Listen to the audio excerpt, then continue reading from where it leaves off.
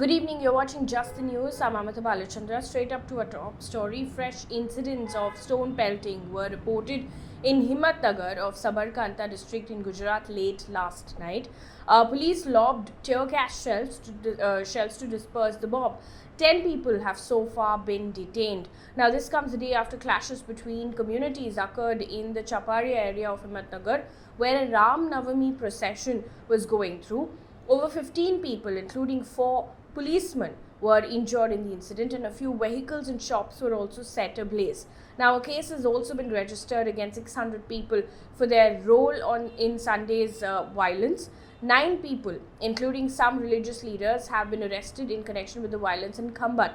Now, a curfew under Section 144 of the CRPC is currently in place in Himatnagar till the 13th of April. Now, troops of the Rapid Action Force as well as State Reserve Police have been deployed in the town to maintain law and order. Now, Gujarat was not the only state where there were reports of violence, but there were other states as well, such as Jharkhand, Madhya Pradesh, West Bengal, Goa, where there were reports of violence being reported as well. Meanwhile, in Madhya Pradesh, following the clashes that took place on Ram Navami, in an interview with NDTV, Madhya Pradesh Home Minister Narottam Mishra has said, and I quote, "If Muslims carry out such attacks, then they should not expect justice." End quote. On Sunday, clashes erupted in Madhya Pradesh when a Ram Navami procession was passing through a Muslim-dominated locality.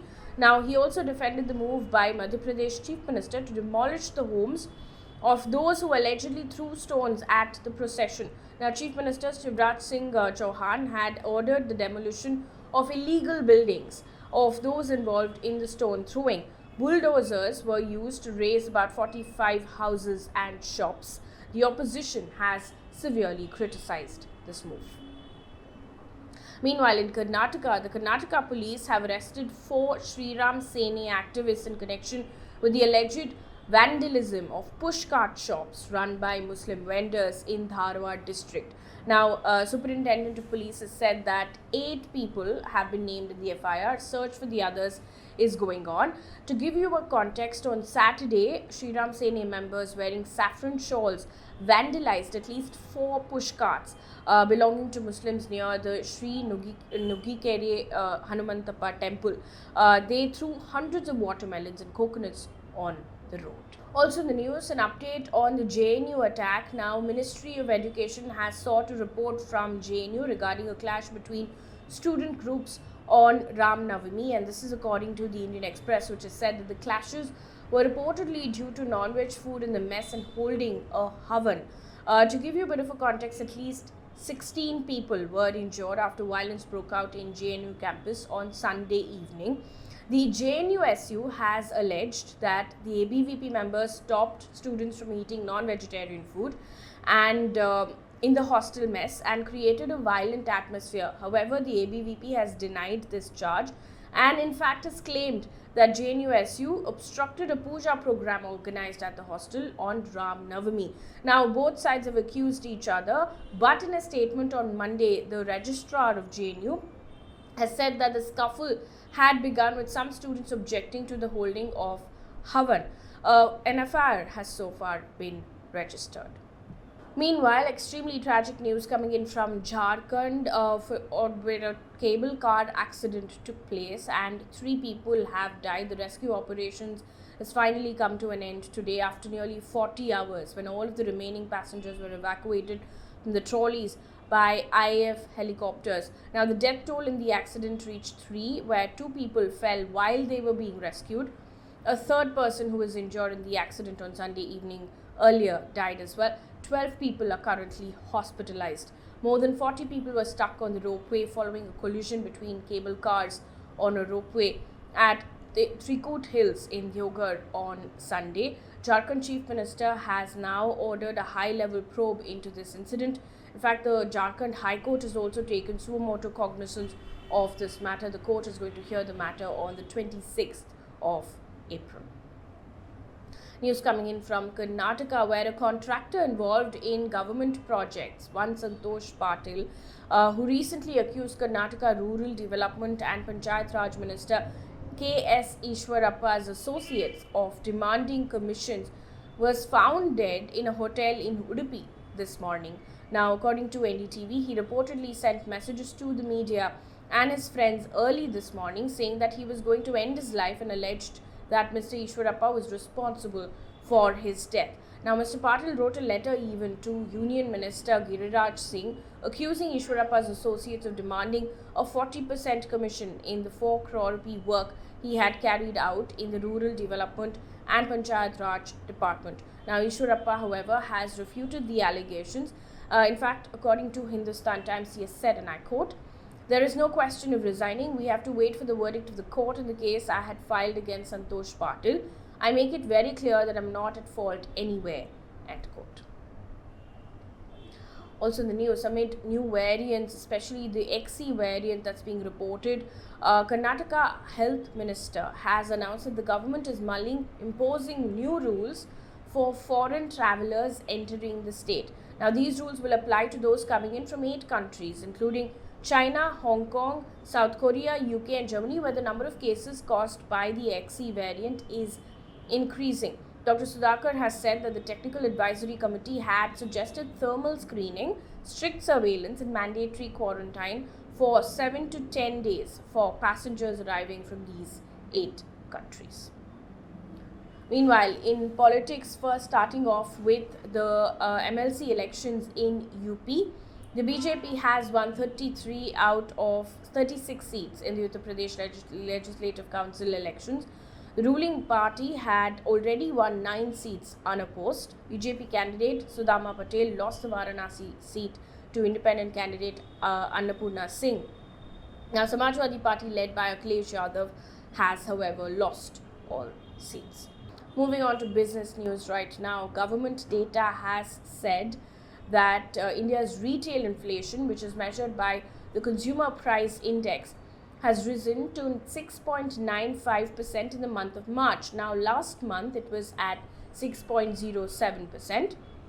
In the meantime, India's factory output, measured in terms of index of industrial production, witnessed a growth of 1.7% in February. This is the 3rd consecutive month where the CPI data has breached the Reserve Bank of India's upper margin of 6%.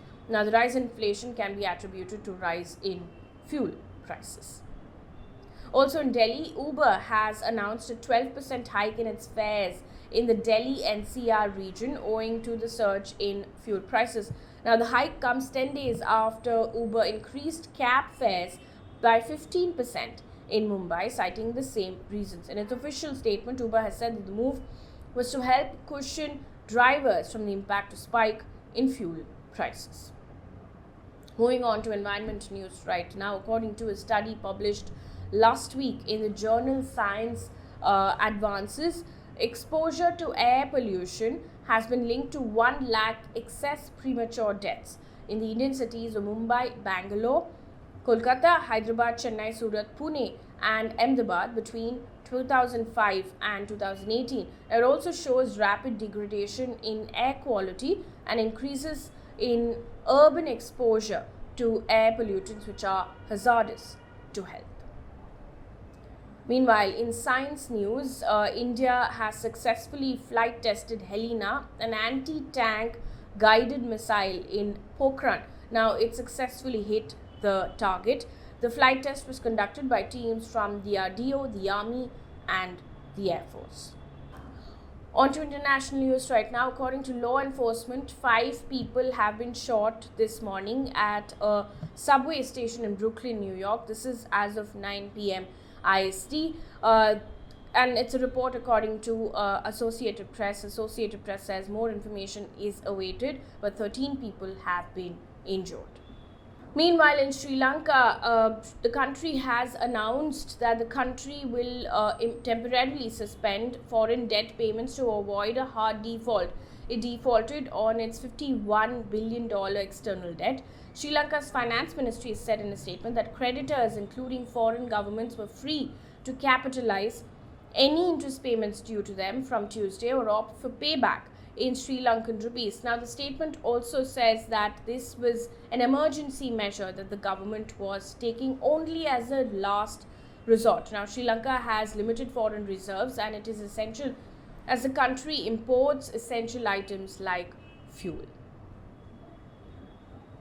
Meanwhile, the shipment of 11,000 MT of rice from India was handed over to government of Sri Lanka representatives by the officials of the High Commission today. This consignment comes under the $1 billion credit line extended by India. Moving on to Ukraine, now it's day 48 of Russia's invasion in Ukraine. According to Russian news agencies, Russian president has said that what was happening in Ukraine was a tragedy, but that Russia had no choice but to launch a special military operation. He also said that Moscow's military operation in Ukraine would undoubtedly achieve what he said were its noble objectives. In the meantime, the mayor of Ukraine's Bucha has said that 403 bodies of those killed by Russia so far have been found. Ukraine has denied it is about to lose Mariupol, the control of Mariupol as well. Mariupol's mayor has, however, said that at least 10,000 civilians have died in the city. One piece of good news before we wrap things up here on this bulletin. Amid all the communal tensions on Ram Navami, here's a story which sets an example of communal harmony from West Bengal's Siliguri. Now, Muslim youth distributed water bottles and hugged participants of a Ram Navami procession. The Hindus in the procession were also grateful for this. About 4,000 water bottles were distributed. That brings us to the end of this bulletin. Thank you so much for watching. Good night.